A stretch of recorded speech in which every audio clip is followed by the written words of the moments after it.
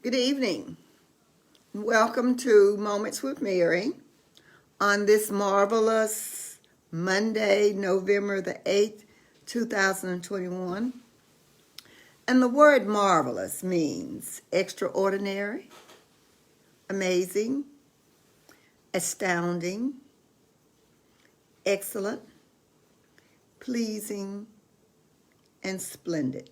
And this is what this Monday, Marvelous Monday, means.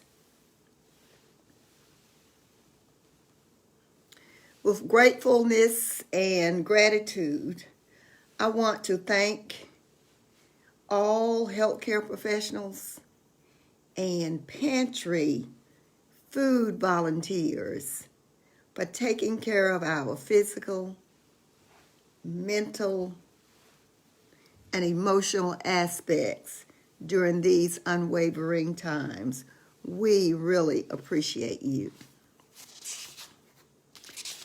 This is November, and I believe I've shared this, but I want to share it again.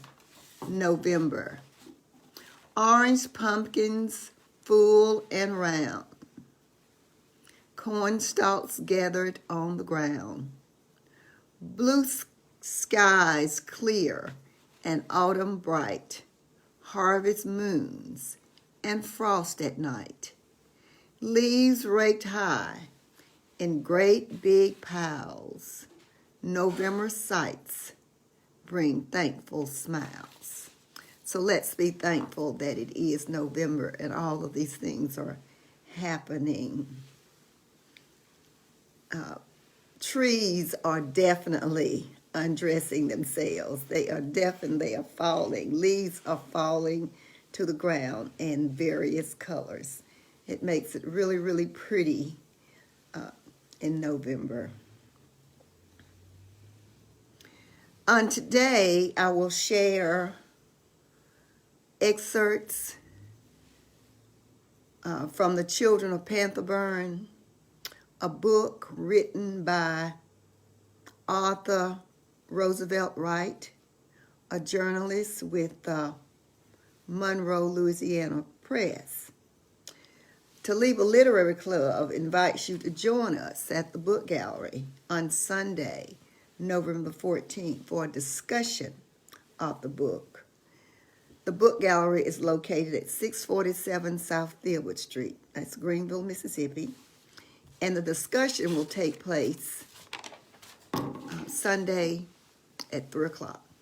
So we want you to come and share in the discussion of The Children of Panther.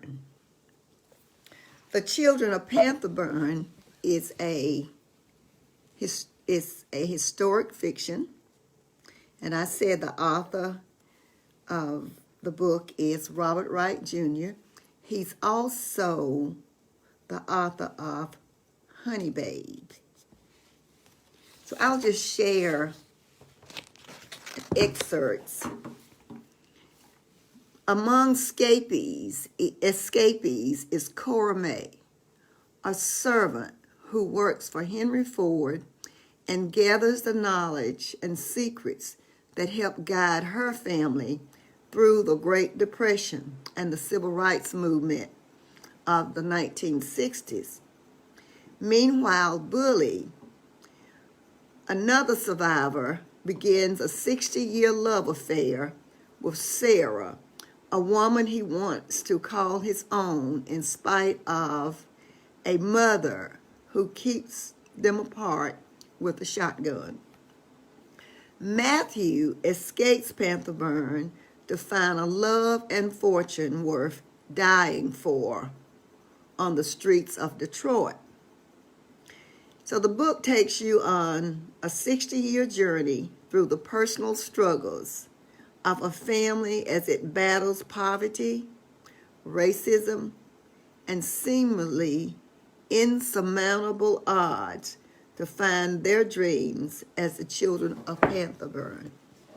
Well, Panther is a real town located in the Mississippi Delta.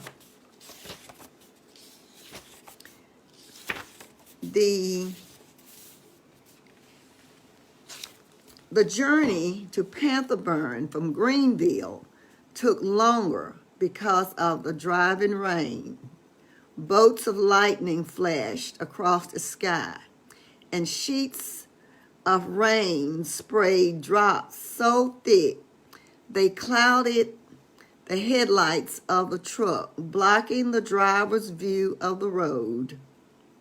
The truck engine whined and water splashed underneath the wheels as the truck crept along the highway. The water gurgled and churning in the open ditches alongside the highways hinted at the urgency of the moment. The road was covered with streams of water that increased the depth and velocity with every passing minute, underscoring the importance of the task of these 6 men. They could not fail to carry out their instructions. And that was the name of this chapter is Looking for a Sign, 1927. So further in the book, The Prophecy of 1927, the next morning, there was quite a stir along the levee. The men were standing face to face, arguing, yelling at them. Since the guards were trying to sell food and supplies to the coloreds, it was food that was being distributed by the Red Cross. The guardsmen and patrols seized much of the supplies as deputies looked the other way. They offered it to the coloreds only if they paid for it in cash or chose to work along the levee. They were trying to sell us stuff that's ours anyway, he shouted again. We ain't buying nothing. Don't single one of you buy anything from them. And these are just some excerpts from the book. Boxcar and Bully jumped off the train and found their way to a hobo jungle just outside of Lake Providence. It was the first time that Bully had ever seen a jungle. It was a virtual city of cardboard boxes, makeshift shelters, and homemade tents. There were about 25 men in the camp, called a jungle because it resembled a confused maze of cardboard huts, lean-tos, and crates covered with branches.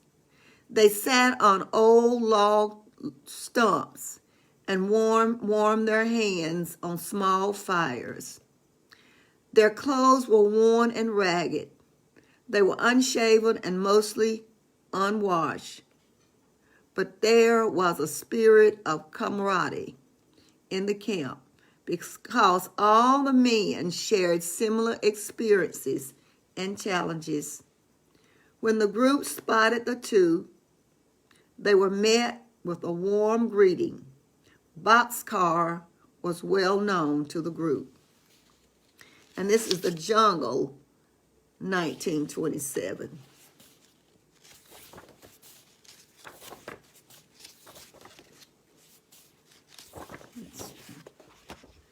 So, Old Man River, 1927. For the time being, Oscar Wilson faded into the horizon as the rain slowed. Bully stared at the river and watched its swirling waters. He thought of the words of a song he heard on the radio from a play that was opening somewhere. Old Man River, that old man river. He must know something, but don't say nothing. He just keeps rolling. He keeps on rolling along. And that's Old Man River. On the other side of the river was his whole life. No one from Pantherburn had ever left and returned to tell about the adventures they experienced. Because of the flood, Sammy, Cora Mae, and Matthew were gone. He did not know whether they made it to Detroit or whether the river swallowed them. It seemed but a few days ago that he was enjoying laughs and fun time with his father and mother. There was a sense of happiness and strength on Pantherburn then. So, I'm going to stop. I'd like for you to, if you're in the area, join us on Sunday, November the 14th, with a discussion of Pantherburn, The Children of Pantherburn, which is historic fiction, written by Roosevelt Wright, Jr.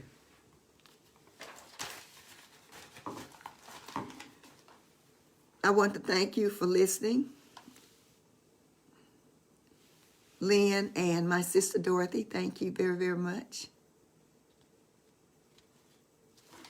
This is the book, The Children of Pantherburn. It's a thick book, but it can be read. So, thank you for listening again. Remember to do a good deed for someone daily. Thank you again for listening and watching. We ask you to visit the book gallery at 647 South Filbert Street for books, beauty, and souvenirs.